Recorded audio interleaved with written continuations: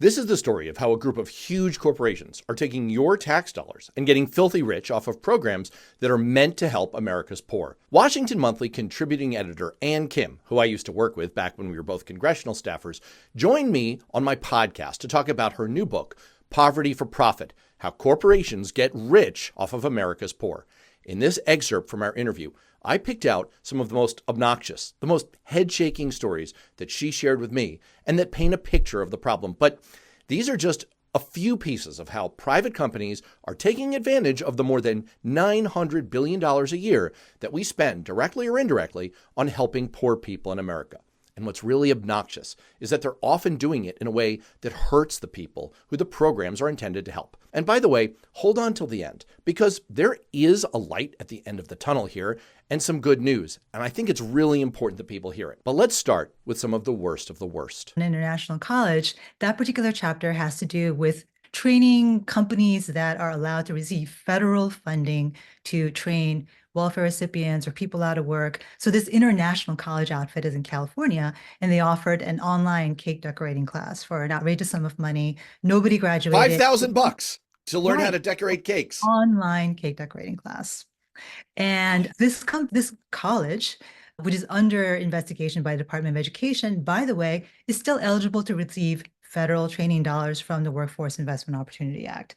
The most interesting kind of personal interview I had possibly was with Carmart in Rogers, Arkansas.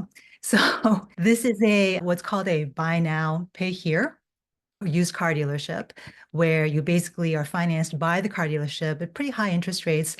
They'll also do your taxes. So what they offered to do for me was to fill out my taxes. They would charge me about $300. And I could use whatever was left over for my refund to buy a used car. And the whole purpose of this scheme was basically to claim the entirety of my refund. And a lot of low-income taxpayers are eligible for what's called the Earned Income Tax Credit. Outfits like Carmart, they're all in it to grab the refunds that are due to working poor taxpayers every spring.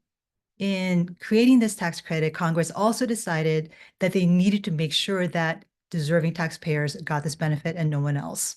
It's a very complicated structure, 44 pages of rules, 10 pages of tax tables. If you are in fact a working poor taxpayer, can you decipher this on your own without getting into trouble with the IRS? No. Enter the paid tax preparers. These guys don't necessarily know what they're doing either, because the IRS does not require paid tax preparers to be qualified to do what they do.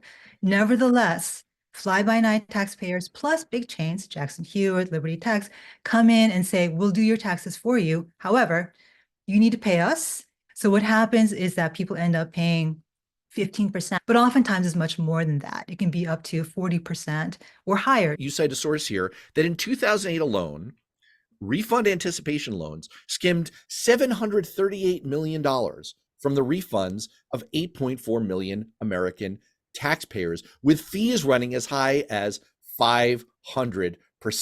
Let's talk a little bit about another sector that you focus on in the book.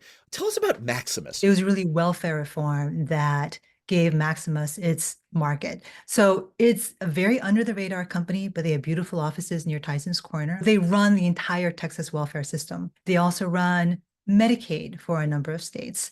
They offer job training. They made about $4.9 billion in 2023, according to their public filings, and $1 billion of that they reported was gross profit. So a 20% gross profit margin is not bad.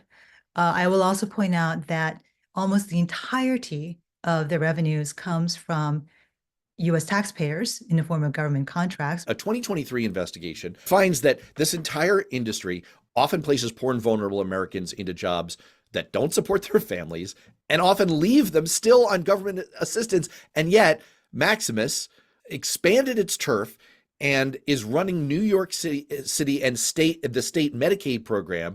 It recently won a 13-year, $2.9 billion contract. That's the scale of dollars we're talking about for non-performance.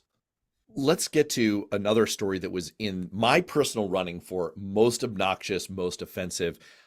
Tell us about Eddie DeRose. Medicaid pays for children to get dental checkups and basic care. They don't pay a lot. So what private dentists who specialize in Medicaid have discovered is that the only way they can make a lot of money is through volume. And Eddie DeRose was a dentist in Colorado who pioneered this model of kind of Medicaid dental clinics that are basically factories for treating children.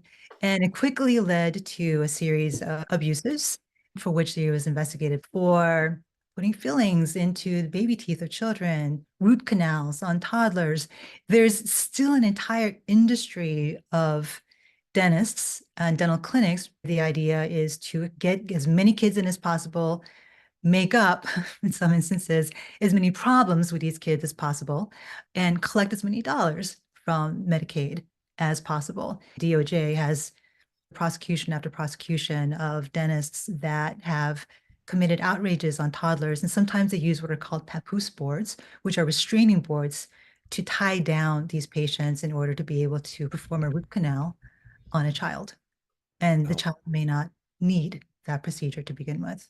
And this is far from the only private industry kind of subsector that you found in reporting out this book. It's a pretty bracing description of kidney dialysis centers, DaVita.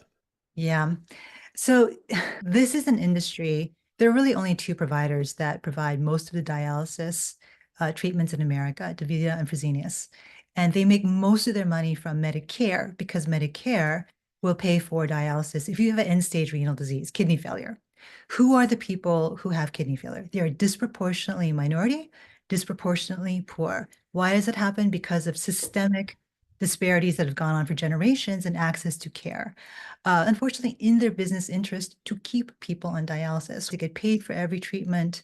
Rafik and the bail story. Why don't you tell us a little bit about that one? So this is about cash bail and the downside of cash bail. It turns out that if you are arrested, even for a crime you don't commit, and you cannot afford to get out of jail, you hire a bail bondsman, will charge you to bail you out. And what happened with Rafik was that he was charged with a gun violation, and it turned out that he was acquitted within 30 minutes. But he still owed the bail bondsman charges a fee that is non-refundable to post bail. So he is going to be in debt. He may still be in debt. I spoke to him several years ago. He may still be in debt to this bail bondsman. It's yet another industry that preys upon low-income people who also are disproportionately likely to be involved in the justice system. Would we be better off if we could wave a magic wand and we got rid of all of these private sector contractors today and replaced them with people working directly for federal agencies? I don't know that would solve the problem right away. You do have examples of federal workers not being terribly efficient, i.e. with job training programs in the past, or You talk about the Job Corps, for example. right, job quit. But the second concern with the magic wand in particular is that there's so much governmental capacity that has been given away that rebuilding that capacity in a way that is competent is going to take a really long time. The biggest sign of the failure of Poverty Incorporated is the fact that the poverty rate hasn't moved in almost 50 years, since I think you said 1977, 11.5%. But it is half of what it was in 1959 when LBJ set out with the war on poverty, which is all to say that in this landscape that you've portrayed here, not all is bleak. There has been some progress in the last 60, 70 years. There's still a lot of care and social service being done. There are abuses that you're highlighting. There is grift that you're highlighting. But I think we would be doing a disservice to the values that you and I share if we were to inadvertently underscore the argument of it's all a waste, it's all inefficient, and it's all a mistake. There's an awful lot of good being done here. That's absolutely right. I'm not trying to say here is that poverty programs are not effective. They are. Back in 1959, 27% of kids were in poverty, and 1 out of 3 seniors was living in poverty.